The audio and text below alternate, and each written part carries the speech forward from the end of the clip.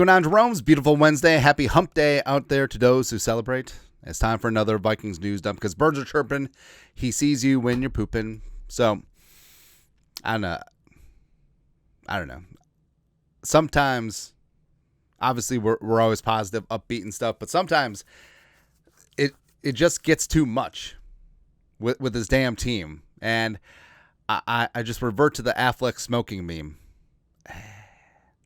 All the injuries, all everything, but no factor, right? A lot of the injuries are short-term. Team be reassembled mid-season. Going to be having all the momentum going into the playoffs, and that's where we're currently at. All right? How this damn season derail after 2 games? But part of that is Aaron Jones placed on injured reserve. It was expected, because Aaron Jones dealing with a hamstring issue, and as you've seen, it usually takes, depending on the type of hamstring issue, whether it's a strain, whether it's a tear. Well, the strain is a tear.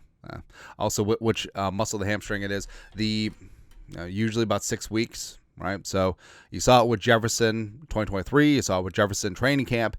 You're seeing it now with Blake Cashman, and now you're seeing it with Aaron Jones, right? And also, just the rash of hamstring issues and concussions. It can certainly be randomness. But is there something correlated to strength and conditioning activities? Something with the training staff? Something with equipment when it comes to concussions? Don't know. Also, I don't know. Just weird, man. But Jones. So this does open things up because now Cam Akers is back. That's the story. But also it does open things up because I feel like Jordan Mason should be the lead back in the Vikings running back room. And it was Aaron Jones at the beginning of both games getting most of the work and then turning into Jordan Mason. Oh, save us 27.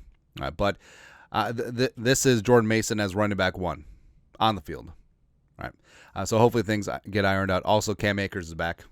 Cam Akers is the place to be. So, of course, traded for him from the Rams in 2023. He signs with the Texans after he popped his Achilles. Traded for him again last year. Ends up being running back 2 ahead of Ty Chandler. Let him leave free agency.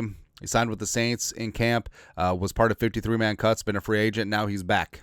And we don't even have to swap day 3 draft picks. But, Cam Akers is back with the Vikings and the running back room right now. Oh, Cam Akers, source, Cam Akers.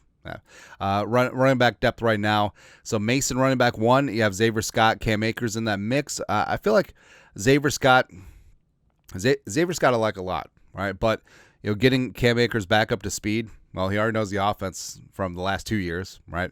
And I feel like he eventually will ascend it to running back 2 while Jones is out. You do have Xavier Valade on the practice squad, and Ty Chandler is also on injured reserve with a knee. Also fantastic is my Jabroni kids, elementary school, doing the fundraiser yet again this season.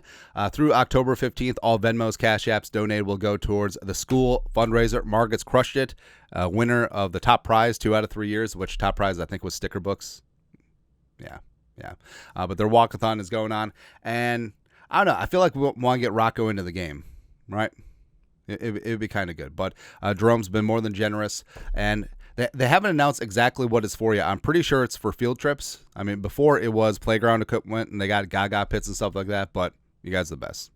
Also, they let that grasshopper go. He now lives in our fairy garden, which apparently is a common thing.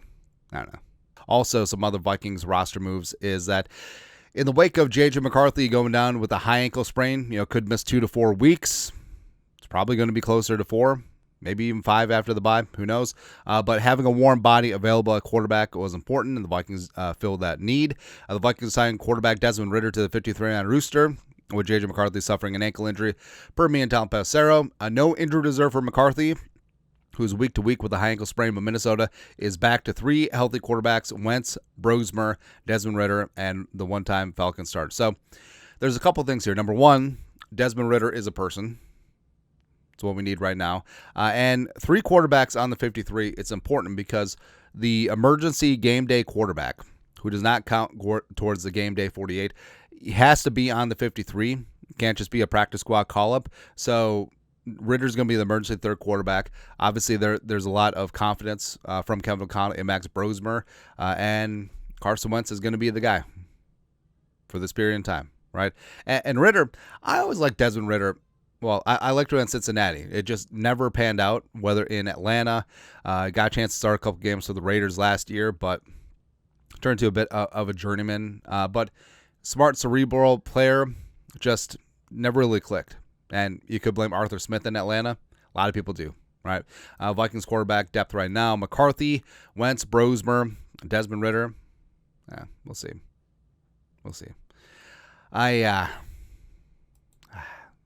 Got nothing. Just really bums me out because, JJ McCarthy had a down game against the Falcons. That's going to happen when you get sacked 6 times and pressured on 53% of your dropbacks. But him getting reps is extremely important, right? And Bruce Arians, so his book is literally The Quarterback Whisperer. So BA's had a fantastic career. Everyone remembers him from Arizona, Tampa Bay, winning Super Bowl with Tom Brady. His time in Indianapolis as interim head coach, won Coach of the Year when Chuck Pagano had his cancer diagnosis. He's worked with Peyton Manning and Tom Brady and Andrew Luck and Carson Palmer, Big Ben. Like he's Tim Couch, Kelly Holcomb. This book is really good, especially the Browns chapter. Like Tim Couch, if he didn't get hurt, was gonna be a bad mamma jamma, man. Yeah, but Bruce Arians, it's one of my favorite coaches, man. And he was on the McAfee show talking about McCarthy. And, some people have the conspiracy theory, well, this is actually just a soft benching. It's actually a small injury, but Kevin McCarthy want to bench him now. If JJ McCarthy was healthy, he was going to be rocking and rolling because guess what? Every single game, every single snap, every single bit of experience he gets is going to help him long term, right? And also, it's going to help the Vikings to find out if he's the guy or if he's not. All right, so this is what BA said. JJ McCarthy needs reps. I don't know why it sounds like Coach Ogeron. He needs reps, and you don't learn poop holding a clipboard. Time away from the game for him isn't good at all. And he's absolutely right. Where last year was the redshirt season, and he got the full freight experience while being up on blocks with the meniscus. And obviously, this is not a soft benching. It's absolutely ridiculous. Like the ankle, no bueno. And you want to get that. I actually do think it's going to be closer to the 4 weeks than the 2 weeks missing, maybe even longer than that, because especially if Darrisaw isn't back anytime soon, that patchwork offensive line, you need him to be as mobile as possible. So it could be the longer term of the injury estimation as opposed to the shorter. We'll see. But, yeah, I definitely need some more reps. And Carson Wentz is now quarterback 1. And Kevin O'Connell had some stuff and some things to say to PA. His weekly radio spot on KFan. Good. Sean Borman, our guy. Kevin O'Connell said he spoke with Sean McVay and Andy Reid about Carson Wentz before the Vikings signed him. They were able to confirm some things we had seen on the field. And, of course, Wentz was with the Chiefs, with the Rams, 6 teams in 6 years. And he had a promising start to his career in Philadelphia, just sort of fizzled out. Nick Foles allegedly did something later. Yeah. And he's been bouncing around the league ever since. Borman continues. O'Connell said Wentz got all the snaps of practice on Thursday, the day J.J. McCarthy's son was born. He had total command of the offense. I don't think I saw the ball hit the ground more than once. So, of course, Kevin O'Connell is going to skew towards positivity, borderline hyperbole, but I'm sure that Wentz, being a pro's pro, getting a crash course in the offense. I have this, of course, his time with the Rams. I mean, broad strokes, be familiar with the concepts and stuff. Also, I don't know, like I feel like there was a wink nudge, sort of a tacit agreement. Hey, Carson Wentz, don't sign with the team. And if Sam Howell sucks, we'll sign you. Maybe there was a secret iPad. I don't know. But yeah, that didn't even dawn to me that, McCarthy obviously missed last Thursday practice, birth of his son. Congratulations, Roy McCarthy. And obviously Wentz would be getting the first team reps, and little did everyone know that was going to be important. And also, Wentz is going to be able to get first team reps all 3 practices this week. It's going to be important. So I actually think, especially against Cincinnati's defense, outside of Hendrickson, could be yummy time, that Carson Wentz could actually do some things, right? I feel like him having a ton more experience will sense the pressure better and be able to handle things. Also, he's got some mobility. He's got good size, too. I mean, he's got a cannon for an arm, and also he literally has nothing to lose. So I think that Carson Wentz is going to come out and just sling it on Sunday. And, hell, when Carson Wentz is Week 3 NFC Offensive Player of the Week, this stupid sport. A stupid game, man. Also Sunday, Kevin Seifert, ESPN, who's not Carl Gerbschmidt, Vikings linebacker Andrew Van Ginkel concussion protocol will practice Wednesday. Kevin O'Connell said on his weekly spot. That doesn't mean Van Ginkel is fully cleared to play Sunday, but he has progressed far enough through the protocol to practice, which is a good sign. All right, and even though Diamond Dallas Turner played well in his spot, it just, especially against the run, especially against fundamental stuff, Andrew Van Ginkel was sorely missed. And you did see that Okudah practice limited capacity last Friday, so hopefully he'll be returning Sunday, because that definitely does change things in the secondary. And Harrison Smith, hopefully he'll make a debut at some point. But throughout all the injuries, getting as healthy as possible for the time being certainly is going to be important as the Vikings take on Jamar Chase and Jake Browning and Chase Brown and all that stuff for the Bengals. That's good. Also, so a little bit of perspective. So I know everything's a week-to-week proposition. Microwave society, people want it. Nah. But really is about crock pots and smokers like low and slow. It's a marathon, not sprint. But Adam Thielen had some good wisdom here from the other day. Will Raggett, Sports Illustrated. Adam Thielen, we started out 5-0 one year, 2016, first year Sam Bradford, and missed the playoffs. We started 1-2 and went to the NFC Championship game, 2017. A Week 2 loss doesn't derail you as a football team, but it can if you don't treat it the right way. Great opportunity to see what this team's really made of. And also, that 1-2 start making the playoffs was during a 16-game season. So now the Vikings have 17 games, and I actually kind of feel okay about things. And I know it's not sexy to say. It's much more sexy, like, oh, the season's over, we better tank for a draft pick. Nah, no factor. I mean, the magic of McCarthy in the fourth quarter against the Bears, that's something you can hang your hat on. The Falcons game, burn the tape.